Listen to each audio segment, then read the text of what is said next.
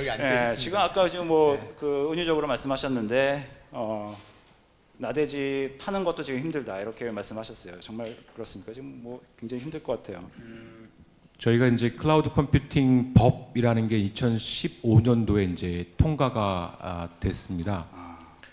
그렇게 법이 통과가 됐으면 지금 정도는 이 사업하시는 분들이 자유롭게 뭐 클라우드 컴퓨팅 관련한 서비스를 제공하고 이렇게 했어야 되는 건데 지금 벌써 아직까지도 각 분야에서 이제 어떤 규제 때문에 마음대로 클라우드 서비스를 제공하거나 이용하기 어렵고요.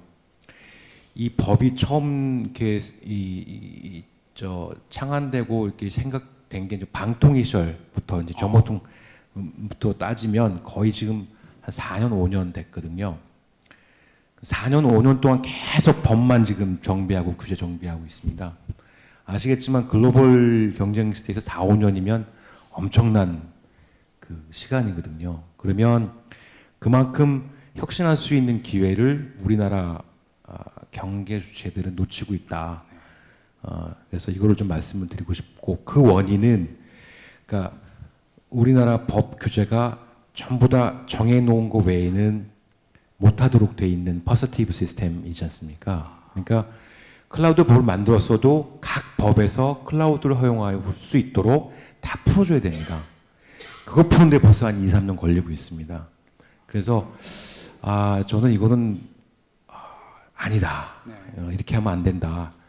특히 그 규제가 문제가 되는 것이 이제 뭐 공공 분야하고 이제 금융이 그러한데 아까 말씀하신 대로 다 이거를 풀어줘서 허용을 해줘야지만 클라우드 서비스를 할 수 있는 그런 것들 때문에 안 되는 분야가 특히 이제 공공, 그다음에 금융, 그다음에 교육 이런 부분들인데 이런 부분들에 대해서 사실 이게 갈라파고스라기 하는 부분도 있지만 실제적으로는 저희 법 체제가 너무 이런 퍼서티브 체제로 돼 있는 상황 때문에 그러한 측면도 있고요.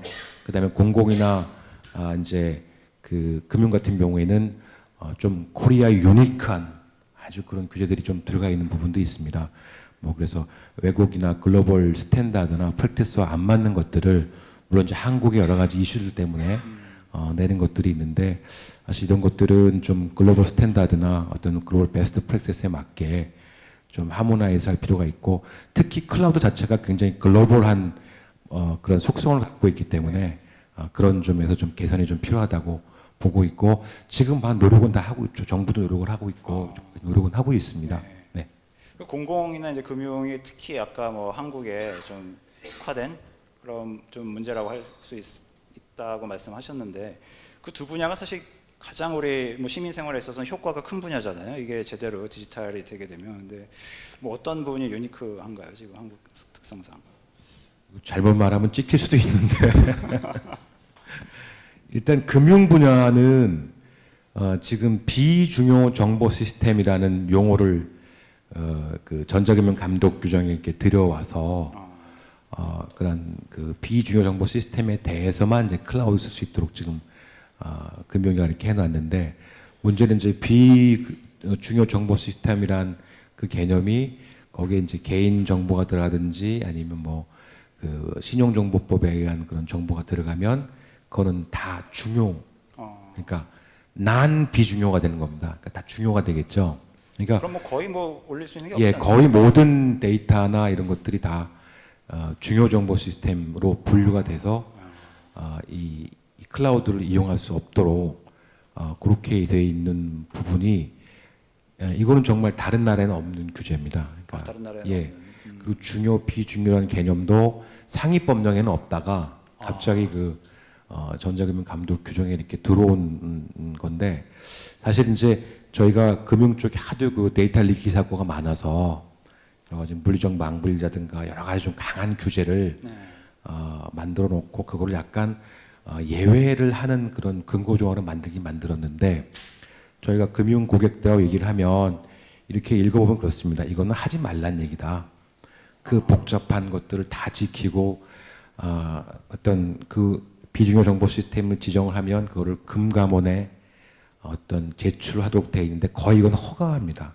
말이 제출이지 금감원이 이거는 아니다라고 하면 아니기 때문에 거의 허가제와 같이 운용이 되고 있거든요. 그래서 이런 어떤 금융사들이 자율적으로 어떤 시스템을 선택하고 혁신을 위해서 이렇게 선택지를 가지고 할 수 있는 여러 가지를 좀 너무 제약하는 건 아닌가. 물론 이제 그분들이 의도한 거는 저 염려한 건 이제 보안에 대한 문제인데 이건 다음에 또 혹시 물어보시면 하기로 하고 네. 또 공공은 공공 나름대로 공공 데이터를 좀 별도로 뭐 저장한다든지 또 하기 위해서는 뭐 CC 인증을 받다든지 또는 국정원이 만든 어떤 암호화 모듈을 따라야 된다든지. 국정원도 또 여기 참견을 죄송합니다. 저희 제가 참여를 잘못하면 또 네. 아무튼 네. 공공 쪽 보안은 다 이제 국가정보원이 다 이제 하는 거기 때문에 여러 가지가 좀 물론 당연히 이제 국가 보안 차원에서 하는 게 있는데 저희는 항상 규제에 대해서 얘기할 때 비례의 원칙을 얘기합니다. 정말 필요한 부분은 그만큼 규제를 해야 되지만 그렇지 않은 부분은 덜 규제하는 게 좋겠다. 왜냐하면 규제가 바로 저희한테는 돈이거든요.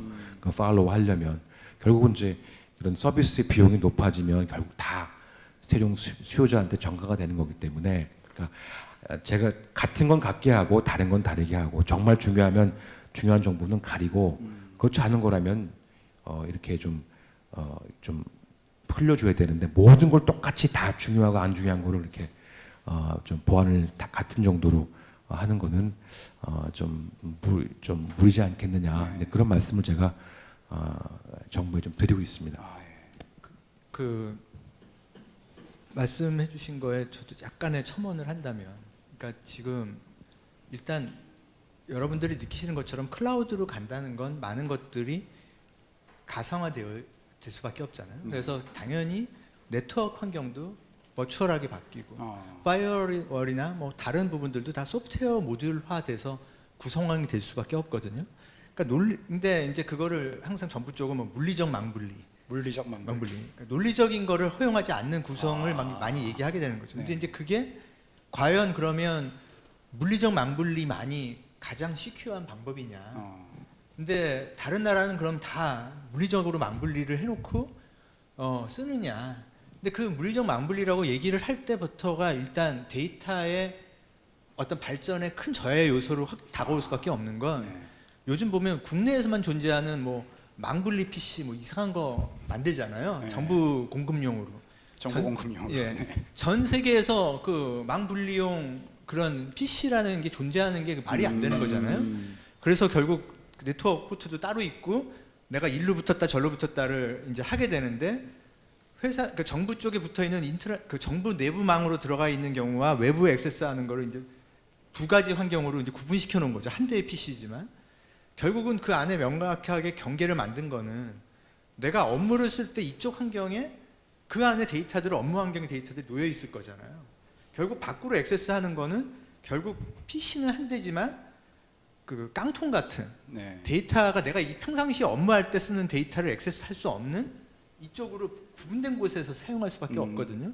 그리고 당연히 USB 메모리나 뭐 이들 간의 데이터를 또 편하게 왔다 갔다 한다면 그게 보안의 이슈가 되니까 이 두 가지 망 분리되어 있는 내부를 사용하는 환경과 외부에 접속하는 환경은 엄격하게 구분을 하고 있고 그러면 결국은 내가 업무를 하는데 그 망분리 PC를 사용하는 순간 그 분들은 여러분들이 한번 생각을 해보세요. 회사에서 일을 하는데 너 회사 안에 들어가서 접속해서 쓰는 것은 여기서 쓰고 PC를 나눠서 두 대를 주시면서 PC 이거는 회사 업무용이고 너가 구글이건 네이버건 접속해가지고 뭔가 일을 할 때는 꼭 이 PC를 써야지 이거는 쓰면 안 돼라고 한다면 그 회사의 업무에 얼마나 비효율적으로 업무를 하실지 상상이 되시잖아요.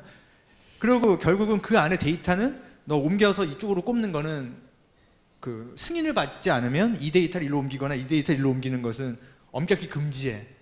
이 순간 이제 굉장히 많은 것들이 꼬이는 거죠. 근데 이제 이런 식의 규제들 그리고 아까 뭐 보안 얘기 하셨는데 뭐 저는 욕할 건 욕하자라는 스타일이라서요. 뭐 아까 그 보안 쪽 모듈 그게 이제 암호화 모듈 중에 보면 아리아랑 시드라는 알고리즘이 있습니다. 그 알고리즘은 정말 그 전산학을 하는 사람들이 바라보면 그 구석기 고분벽화에 나와야 되는 것이거든요. 근데 그거를 그 그때 이것으로 하자라고 아주 오래전에 규정을 해놨어요. 항상 보면 기술은 모든 거 그렇잖아요. 여러분들이 보실 때 어떤 기술을 쓰시건 1년 전의 기술과 1년 후의 기술, 2년 후의 기술 보면 기술의 변화가 얼마나 커요. 암호화나 보안이나 이런 기술도 끊임없이 진화하고 있거든요. 근데 구석기 고분벽화에 나와야 될 그런 기술을 박아놓고 이거 아니면 못 써. 이게 내가 말하는 법이야 라고 정의가 돼 있는 거죠. 물론 그러고 나서 계속 요구가 좀 있었어요. 그래가지고 그게 꼭 이 클라우드뿐만 아니라 데이터에 대한 보안이나 이런 데이터베이스 보안도 마찬가지였거든요. 근데 그거를 계속 글로벌 벤더들이 이슈화 시키니까 오케이 알았어.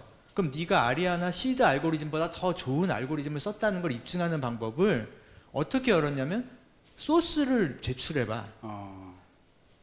어느 글로벌 벤더가 소스 코드를 정부에 제출하겠습니까? 그걸 써서 입증할 이유가 없는 거죠. 내가 훨씬 더 잘났는데 그들의 입장에서는.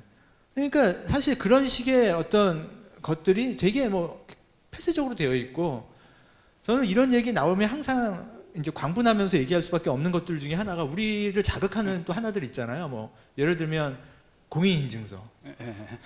그거 진저머리 나게 만들지 않습니까? 1년에 한 번씩 그거 인증서 갱신할 때마다 다 미치고 있거든요.